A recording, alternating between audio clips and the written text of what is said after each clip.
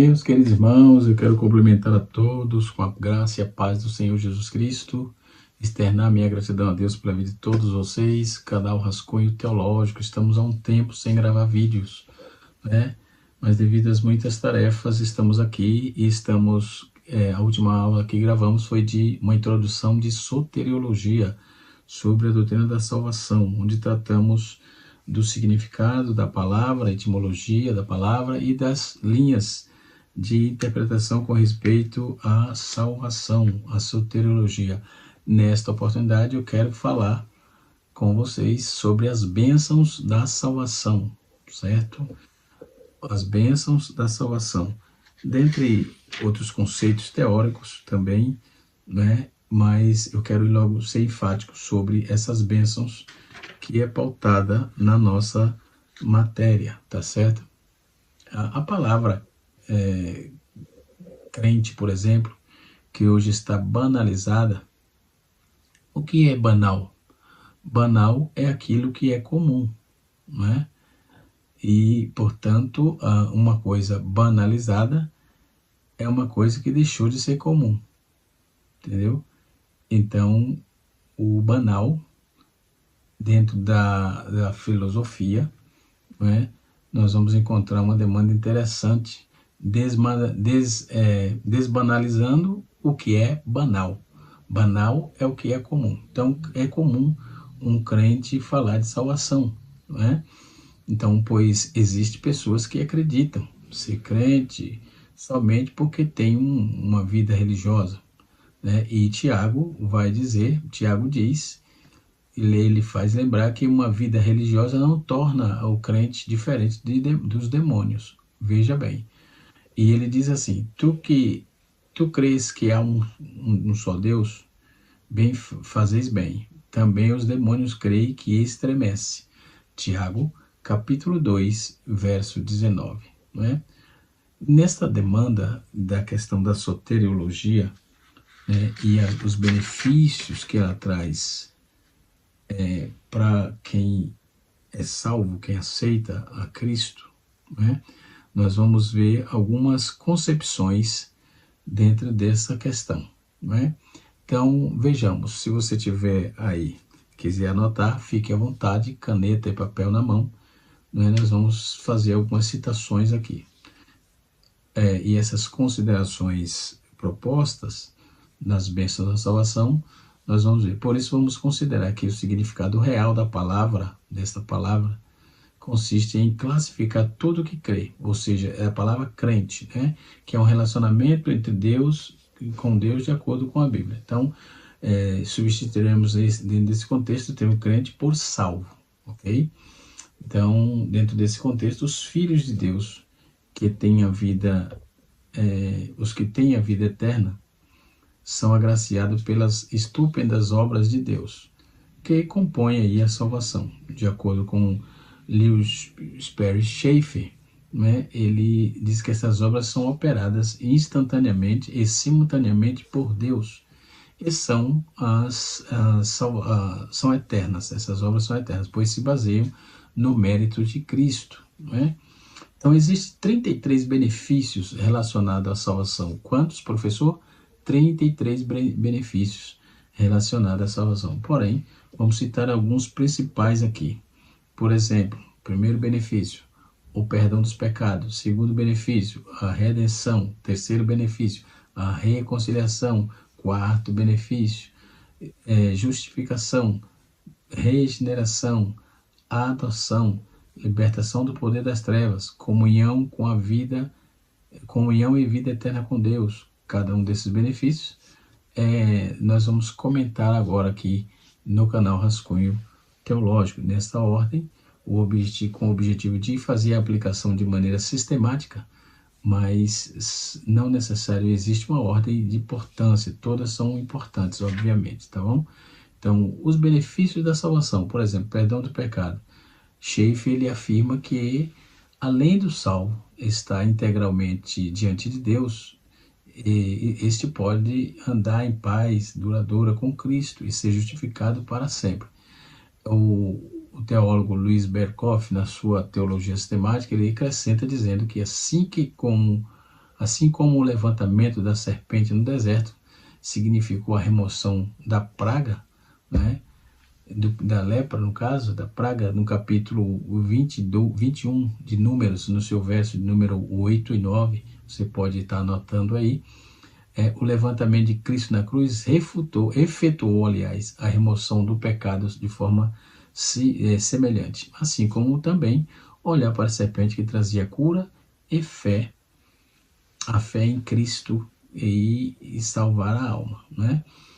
Nesse sentido, Paulo ele segue a mesma linha, dizendo que faz questão de afirmar que todos pecaram e foram perdoados, todos os pecados foram perdoados. Estais mortos pelas vossas transgressões e pela incircuncisão da vossa carne. Vos dei uma vida juntamente com ele, perdoando todos os vossos delitos, os nossos delitos, tendo cancelado o escrito da dívida que era contra nós e que constava aí as ordens de ordem que nos era prejudicial remover de forma inteiramente, encravando-o na cruz, né? Então, nós temos aí os resultados disso. Nós vamos ver da liberdade, da escravidão do pecado, o ato de pecar e deixar de ser uma prática, por exemplo. Qual é o resultado disso? Nós vamos receber a reconciliação, certo? Nós vamos receber a reconciliação. Luiz Berkoff, ele afirma que Deus reconciliou consigo o mundo, não lhe imputando seus pecados, né? Aqui é mencionada a reconciliação da humanidade, não mostrando nenhuma mudança moral ocorrida no homem. E assim, o fato de que as exigências da lei estão satisfeitas e que Deus está satisfeito, né? Então, a morte da cruz, por exemplo, era para os pecadores, porém, Jesus Cristo morreu no lugar dos pecadores, né?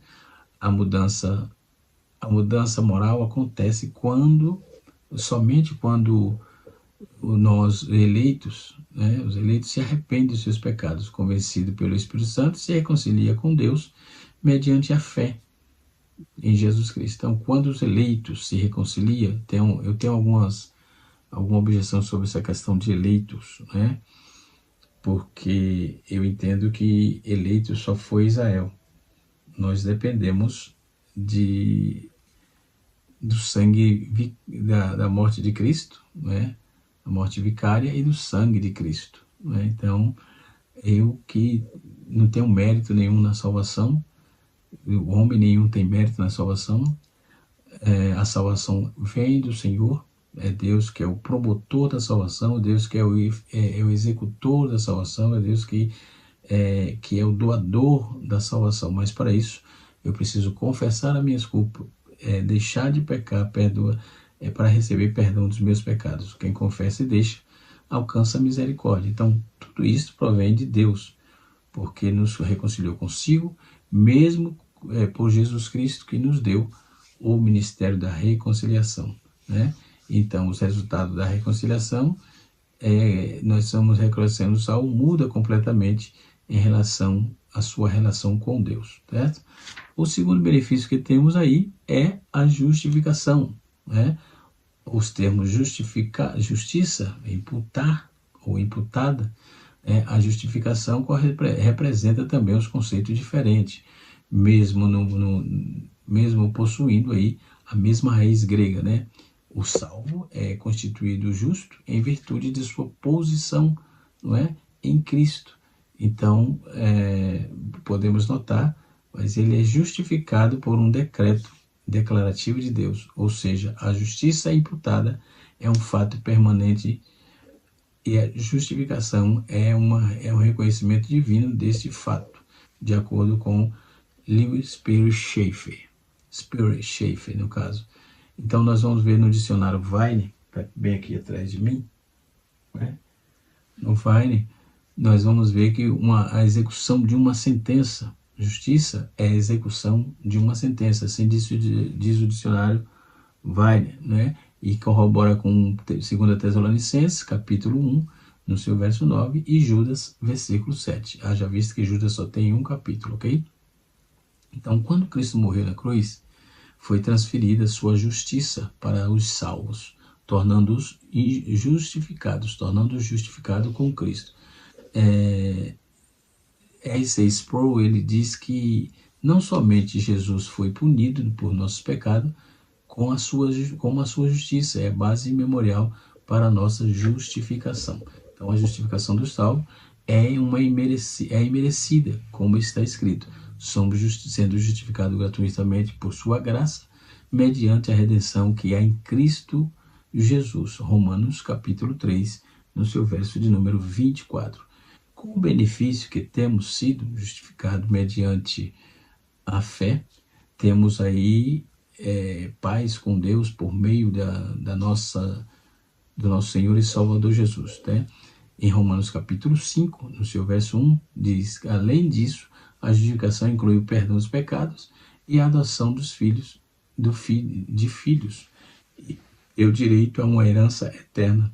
Quem enfatiza isso é Luiz Berkoff, né? Ele aponta essa questão. Outro ponto de partida é o resultado da justificação mediante a fé em Cristo, que todos os pecados dos salvos, né? Então, foi justificado todos os pecados, fomos justificados. Depois nós temos a regeneração, né? Nós vamos ver que a regeneração, a definição disso é poligenese. A poligenese por novamente, uma vez mais, gênese, que significa nascimento, criação, e Luiz Berkoff diz que esse termo pode se denotar simplesmente a implantação de uma nova vida na alma, sem as primeiras manifestações desta vida. Em relação a esse tema, a essa questão, R.C. Sproul comenta: lembramos-nos de que a regeneração de Deus cria em nós o desejo por Ele. Então, mas quando tivermos um desejo plantado em nós, continuaremos a funcionar como sempre temos funcionado, fazendo as nossas escolhas de acordo com a motivação mais forte do momento. Então, se nós estivermos em Deus e tivermos justificado por Deus, então a nossa motivação será sempre para Ele, por Ele e para Ele, não é? E se não tivermos, conforme a visão de R.C. Sproul, se não tivermos nessa ligação, nessa conexão em Cristo por meio da justificação, da regeneração, aliás, estamos fazendo as escolhas de acordo com a motivação que é mais forte no momento. O que é mais forte em você no momento? É isso que vai te influenciar, ok? Diz segundo a filosofia, os nossos afazeres é quem nos faz. Se você pastoreia, isso te faz um pastor. Se você é um carpinteiro e faz bem o trabalho, isso te faz um carpinteiro, não é? Então, o seu afazer é que te faz, ok? O seu trabalho, sua dedicação. Então, muito certamente escolhemos o objetivo desse desejo. Escolhemos a Cristo quando Deus nos fez espiritualmente vivos, tornando-nos espiritualmente vivos, não meramente uma oportunidade de nós tornarmos espiritualmente vivos, que Deus cria. Então, Ele cria a vida espiritual dentro de nós quando Ele chama alguma coisa à existência e vem à existência, né? Então, a regeneração não somente só pode ser realizada pelo Espírito Santo. A regeneração só pode ser realizada pelo Espírito Santo, conforme Tito escreveu, Tito capítulo 3, versículo número 5. Todos que foram regenerados são salvos em Cristo. 2 Coríntios capítulo 5, verso 17. Não são mais filhos da desobediência, escravos do pecado e desobedientes ao príncipe da potestade do ar. Então, todos que são regenerados, a regeneração é realizada pelo Espírito, logo todos foram regenerados, são salvos em Cristo e não são mais filhos da desobediência, não é? Não são mais escravos do pecado e obedientes a príncipe da potestade, conforme Efésios capítulo 2, versículo número 2 a 3. E o resultado do novo nascimento em Cristo, o salvo é uma nova criatura e é filho de Deus por adoção, né? E o próximo tópico aí é adoção, né? O que é adoção? Luiz Berkoff diz que os salvos são escritos como filho de Deus, são descritos como filho de Deus. e legalmente por adoção, eticamente pelo novo nascimento, né? Então, somos descritos como filhos de Deus, legalmente por adoção e eticamente pelo novo nascimento, conforme está escrito em João capítulo 1, versículo 12, Romanos 8, verso 15 e verso 16, e Gálatas capítulo 4, verso 4 até o versículo de número 6, 1 João capítulo 3, versículo de 1 a 3 e o versículo 9, e a adoção divina refere-se tanto ao parentesco de Israel com Deus, conforme está em Romanos capítulo 9, verso 5, quanto à redenção do corpo dos salvos, né? Então, essas variações de concepção, nós temos alguns conceitos a serem tratados, mas temos os benefícios dessa salvação. Estamos tratando desses benefícios, né? A liberdade do domínio de Satanás, por exemplo. Satanás tem poder não só sobre não os salvos, ele tem poder sobre não salvos, que é o chamado filho da desobediência, cegando em relação ao evangelho, conforme Efésios 2, 1 e 2 e Colossenses capítulo 1, versículo 13, né? Ele nos libertou do império das trevas e nos transportou para o reino do Filho do seu amor. Segundo Schaeffer, essa mudança para o reino é estritamente local, ou seja, ela acontece no momento em que a fé salvadora é exercida, né? Então exortamos-nos, consolamos-nos e admoestamos-nos, né? Para viver por um modo digno diante de Deus, que vos chama para o reino da sua glória, seu reino e de glória. 1 Tessalonicenses capítulo 2, versículo 12. Nós vamos observar que o teólogo Berkhoff, ele enfatiza o reino espiritual de Cristo, é o seu reino, é o seu governo real sobre o regno de Gratai, ou seja, isto é, sobre o seu povo e a sua igreja, não é? Então é o reino espiritual, porque se relaciona com uma esfera espiritual. O governo meditário, né, estabelecido nos corações e nas vidas dos salvos, tá certo? Então, os resultados dessa questão é que o salvo inicia sua participação no reino de Deus após a regeneração. E nós temos também a vida eterna. Quando passamos em vida eterna, pensamos em vida eterna, somos levados a pensar que esta vida começa somente depois que morremos. Ou seja, mas essa afirmação é verdade. Durante uma conversa com uma mulher samaritana, Jesus deixou claro: aquele que beber da água que eu lhe der, nunca terá sede, porque a água que eu lhe der se fará nela uma fonte de água e jorra para a vida eterna. João capítulo 4, verso 13 e 14. Né? E de acordo com o contexto de João capítulo 4, Jesus afirma que quem bebe água da vida, quem bebe da água dada por ele, nunca mais terá sede.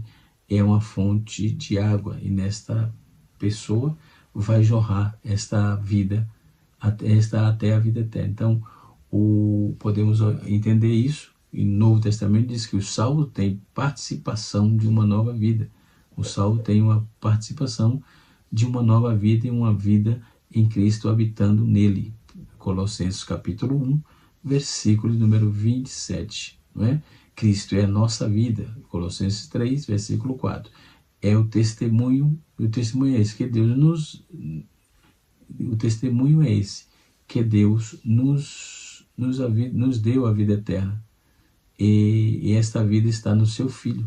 1 João capítulo 5, versículo 11. Então, nós podemos observar que todo esse contexto dentro da vida eterna está ligado intrinsecamente antes de Deus. Deus é o controle disso. Deus é que ordena essas demandas, tá certo? Nós vamos observar também que a comunhão com Deus é um fator importante. Comunhão com Deus significa ter relacionamento com Deus. Então, todo salvo precisa ter relacionamento com Deus.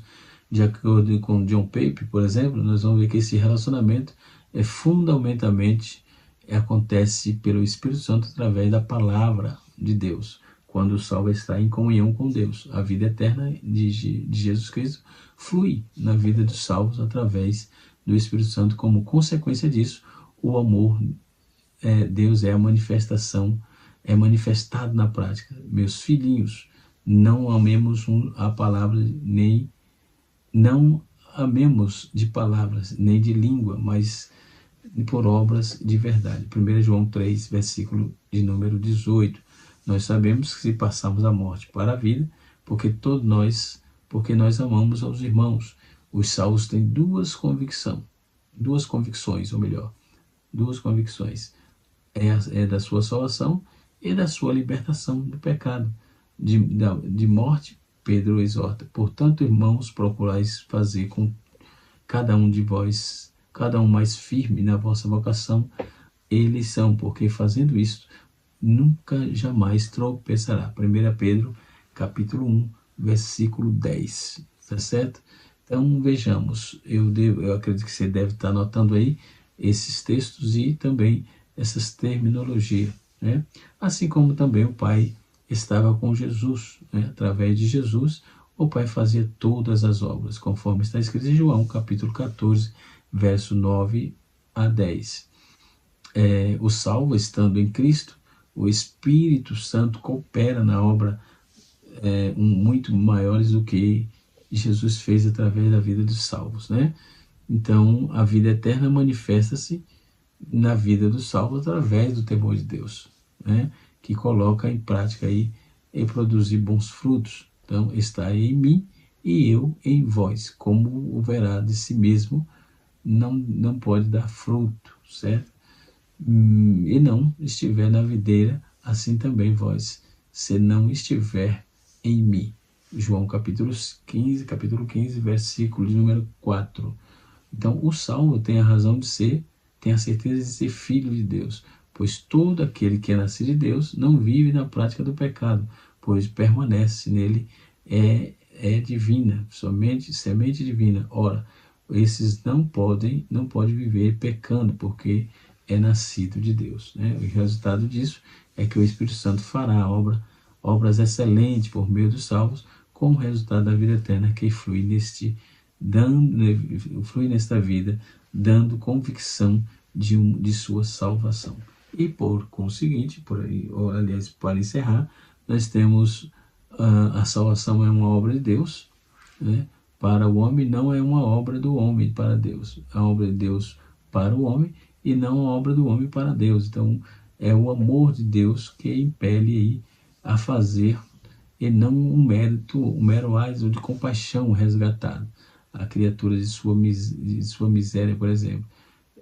Schaeffer afirma, em outras palavras, que a salvação vem de Deus mediante a fé em Jesus Cristo, não vem do homem, é de Deus quem dá. Efésios 2, versículo de número 8, né?